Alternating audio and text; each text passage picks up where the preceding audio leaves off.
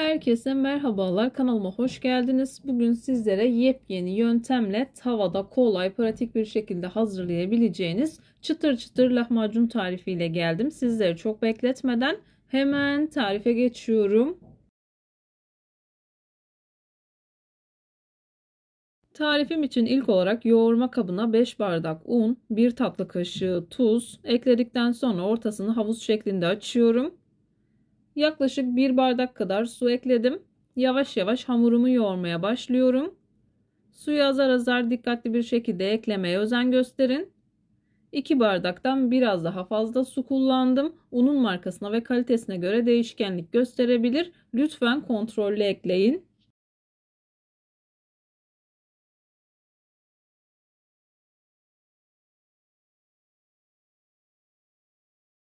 Hamurumuzun yumuşak fakat ele yapışmayan kıvamda bir hamur olması gerekiyor. Hamuru bir süre yoğurma kabında yoğurup toparladıktan sonra 2-3 dakika kadar daha masada yoğuruyorum.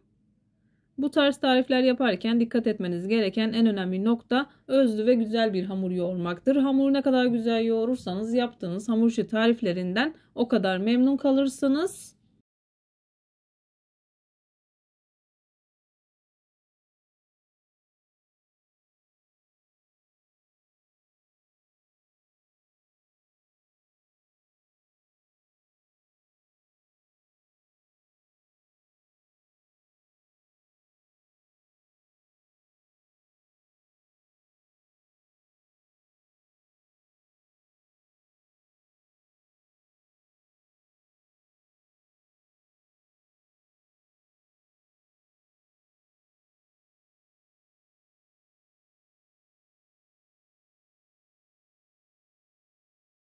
Hamurumu yoğurma kabında iyice yoğurup toparladım. Masada 2-3 dakika kadar daha yoğuruyorum.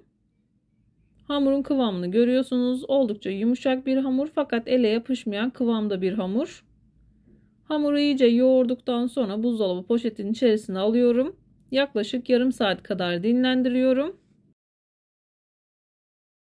Videomu tam da buraya kadar izlediyseniz her zaman olduğu gibi sizlerden ricam yoruma kalp olur, emoji olur veya tarifim hakkında farklı bir fikriniz varsa bunu da benimle paylaşabilirsiniz. Ayrıca videolarımı sevdiğiniz kişilerle de paylaşarak bana bu şekilde destek olabilirsiniz.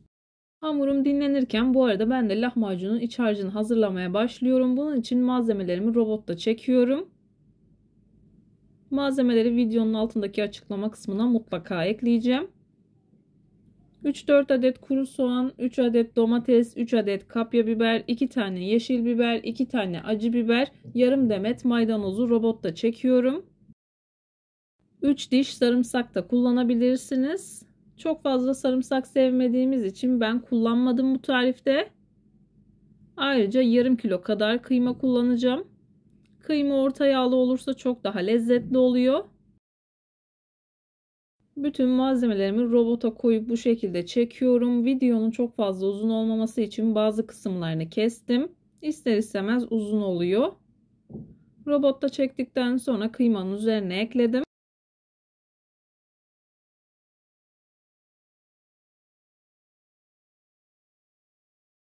Yarım kilo kadar kıyma, diğer malzemelerin hepsini robotta çektim. 1 çay bardağı kadar sıvı yağ ekliyorum. Kıymanın yağ oranına göre dengeleyebilirsiniz.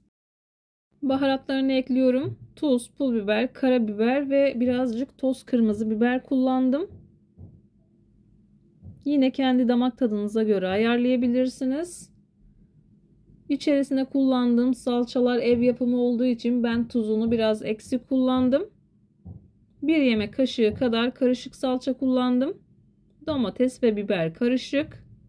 Malzemeleri güzelce karıştırıyorum. Streçleyip buzdolabına kaldırıyorum.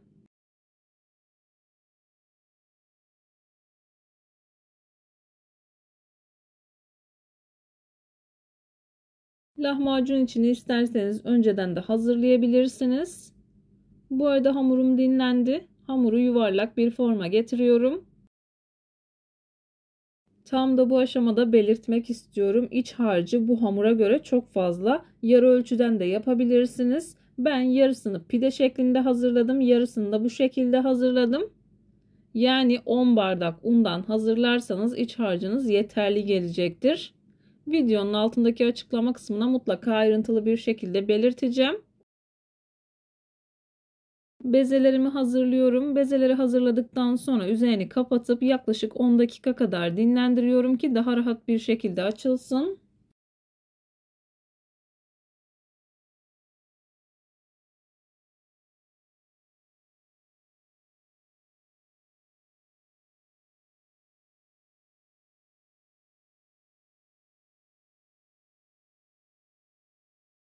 Bezeleri yaklaşık 10 dakika kadar dinlendirdim.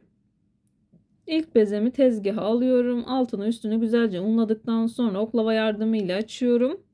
Bu arada isterseniz merdane ile de açabilirsiniz. Hangisi size kolay geliyorsa o şekilde hazırlayabilirsiniz. Bu arada ben kapaklı bir tencere kullanacağım. Karnıyarık tenceresi kullanabilirsiniz veya kapaklı bir tavanız varsa onda da yapabilirsiniz. Kullanmış olduğum tencere yaklaşık 30 santimlik bir tencere. Ona göre ayarlıyorum.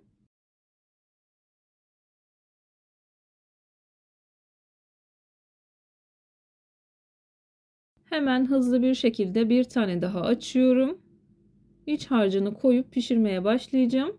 İsterseniz bu şekilde hazırlayabilirsiniz veya ilerleyen dakikalarda göstereceğim şekilde de hazırlayabilirsiniz.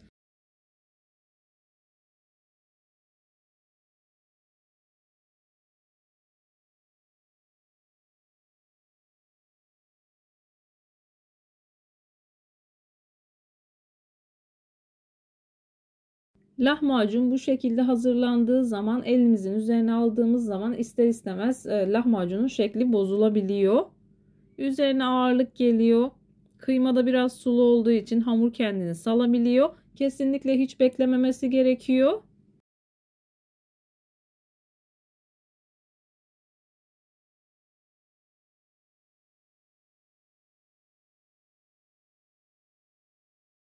Lahmacunların iki tanesini bu şekilde hazırladım. Diğerlerini de krep tavasının üzerinde hazırlayıp tencereye aktardım. Hemen bu şekilde elinizle yerleştirebilirsiniz. Dediğim gibi bu şekilde biraz zor oluyor. Ama yine yapabiliyorsanız yapabilirsiniz.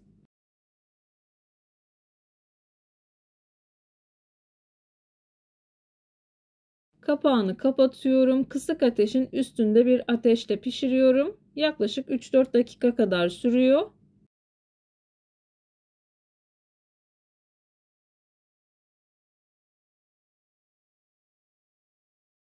Kapağı ara ara buhar tutuyor. Bu aşamada bir tane mutfak havlusu kullanarak buharını temizleyebilirsiniz.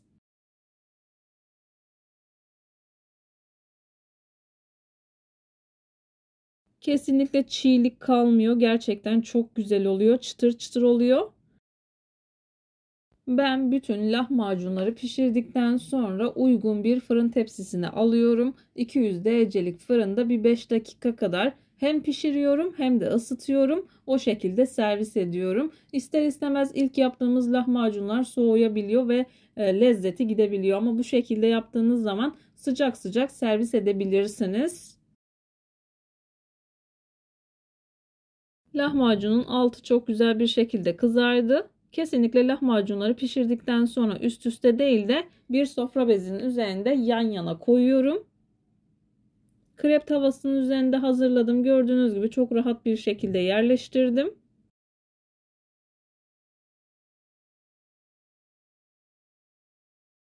Krep tavasının üzerinde hazırladıktan sonra diğer ocakta biraz hamurun kurumasını sağlıyorum. Kısık ateşte biraz pişirdikten sonra tencereye aktarıp kapağını kapatıp o şekilde pişiriyorum.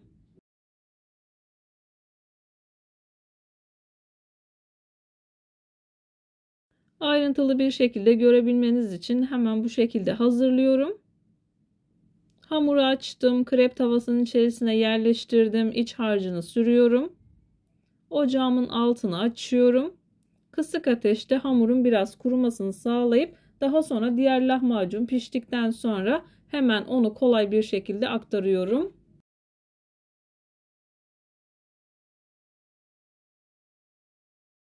Videolarımda yapmış olduğum tariflerin elimden geldiği kadarıyla püf noktalarını vermeye çalışıyorum. Ama yine de aklınıza takılan herhangi bir şey olursa yorumlara yazarsanız gördüğüm zaman sizlere dönüş sağlarım. Yine aynı zamanda videonun altındaki açıklama kısmına malzeme listesini tam not olarak ekleyeceğim. Dilerseniz oradan da bakabilirsiniz.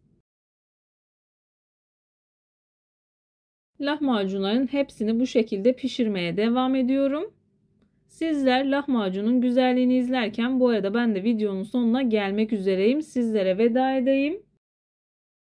Videomu beğendiyseniz beğenmeyi, kanalıma hala abone değilseniz kanalıma abone olmayı, bildirim zilini açmayı lütfen unutmayın. Kendinize ve sevdiklerinize çok iyi bakın. Hoşça kalın. Allah'a emanet olun.